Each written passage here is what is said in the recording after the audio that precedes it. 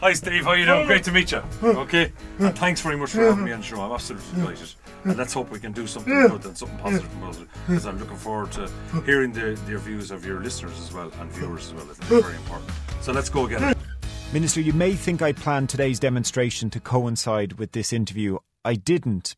But I have to ask, are you committed to ratifying the UN Convention? Oh, I didn't suspect that you were involved in any plot against having the interview today on the day of the protest about the UN ratification and the convention. But I am determined, and the government is determined, to ratify the UN Convention, because I believe passionately in the rights of all people with disabilities, and I believe that the services that I am trying to reform and invest in have to be focused around the person with disability. Do you understand the reservations disability activists have with disability issues returning to the Department of Health?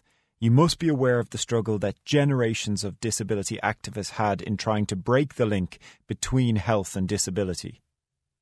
I think very, very strongly society has to change, governments have to change, the HSE has to change, the Department of Health, Education, Transport.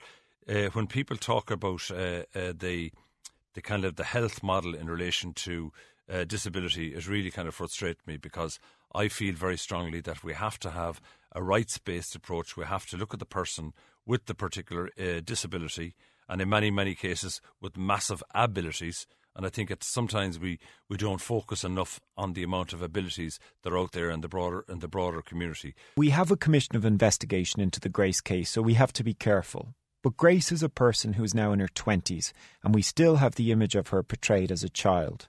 Why are we infantilising disabled people, particularly those with learning disabilities? When we focus on Grace and resolve the issues and get to the truth and make people accountable, that we'll also be helping other people, both persons with disabilities and children with disabilities. If we sit down at the end of your tenure as Minister, what would be the 3 things you would have wanted to achieve? First of all, I would love to be able to sit here with you and say we ratified the UN Convention. Secondly, I'd like to see a major improvement in getting people out of de-institutions and decongregated settings.